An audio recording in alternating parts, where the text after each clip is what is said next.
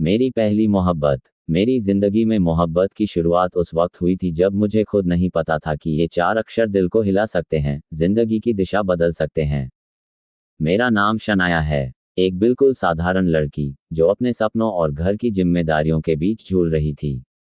मैं एक private office में काम करती थी। सुबह 9 से शाम 6 तक की वही थकान भरी जिंदगी, जहां हर दिन वही फाइलें, वही चेहरे और वही कॉफी की महक साथ रहती थी। लेकिन उस जिंदगी में एक दिन कुछ ऐसा हुआ जिसने सब कुछ बदल दिया। वो दिन मेरे दिल की कहानी बन गया।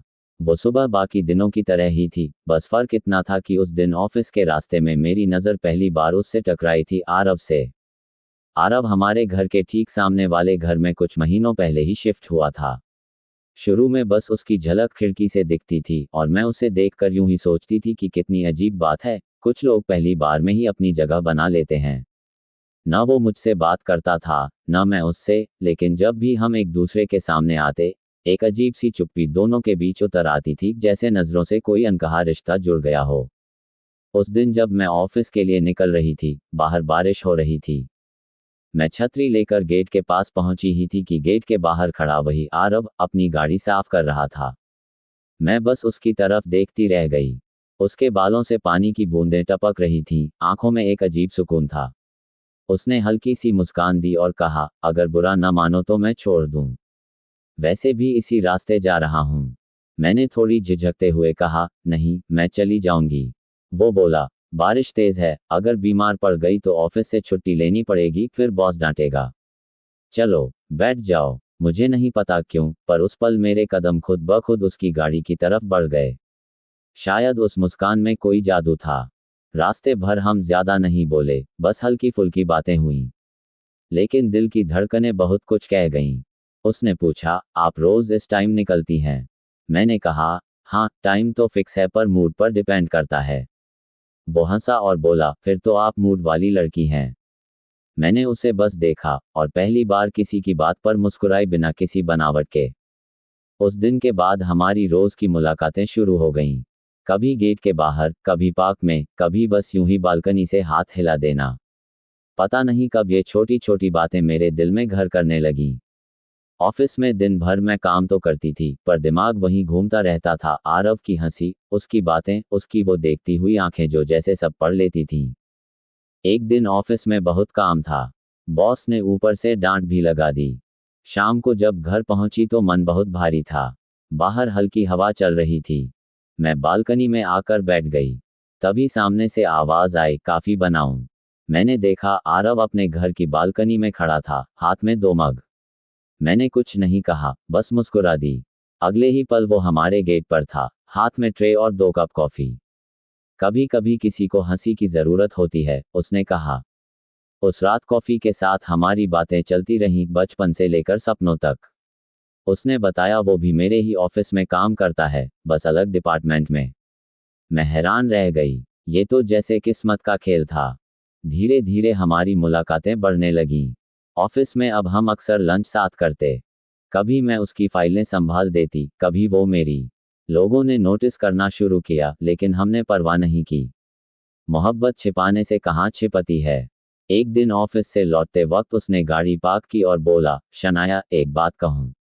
मैंने सिर हिलाया। वो कुछ पल चुप रहा, फिर बोला, तुमसे मिलने के बाद सब कुछ आसान लगने लगा है। तुम नहीं जानती, पर तुम्हारे बिना दिन अधूरा लगता है। मेरी सांसें थम गईं। मैं कुछ बोल नहीं पाई, बस आंखों में नमी आ गई। वो बोला, कभी हाँ ना भी कहो तो भी मुझे बुरा नहीं लगेगा, पर यह कहना जरूरी था। उस रात मैं बहुत रोई, खुशी से, डर से, और उस एहसास से जो पहली बार किसी ने दिल में जगाया था। अगले दिन जब उसे देखा तो बस उसकी आंखों में झांक कर मुस्कुरा दी। वो मुस्कान ही मेरे इकरार की निशानी थी। हमारी कहानी शुरू हो चुकी थी। अब हर सुबह की शुरुआत उसके गुड मॉर्निंग मैसेज से होती थी, हर रात उसके सो जा पागल लड़की से खत्म होती थी। मोहब्बत की शुरुआत जितनी खूबसूरत थी, उतनी ही नाजुक भी। वक्त बीतने लगा। अब हमारे घर वालों ने भी नोटिस करना शुरू कर दिया था कि मैं कुछ ज्यादा खुश रहती हूँ। मम्मी बोली, कहीं कोई है क्या? मैंने झूठ बोला, नहीं मम्मी। लेकिन माँ का दिल सब समझ जाता है। वो मुस्कुराई, पहली मोहब्बत छिपती नहीं बेटा, चेहरा सब कह देता है। एक दिन ऑफिस में अचानक खबर आई कि आरव को ट्रांसफर करके दूसरे शहर भेजा जा रहा है। मेरे पैरों तले जमीन खिसक गई। वो बोला, बस कुछ महीनों की बात है, फिर मैं वापस आ जाऊंगा। पर मोहब्बत के लिए महीनों का फासला भी सदी जैसा होता है। उसकी विदाई के दिन मैं कुछ बोल नहीं पाई, बस गले लगकर रो पड़ी। उसने मेरे बालों में हाथ फिराया और कहा, मैं लौटूंगा शनाया, तुम बस मुस्कुराती रहना। उसके जाने के बाद जिंदगी थम सी गई थी।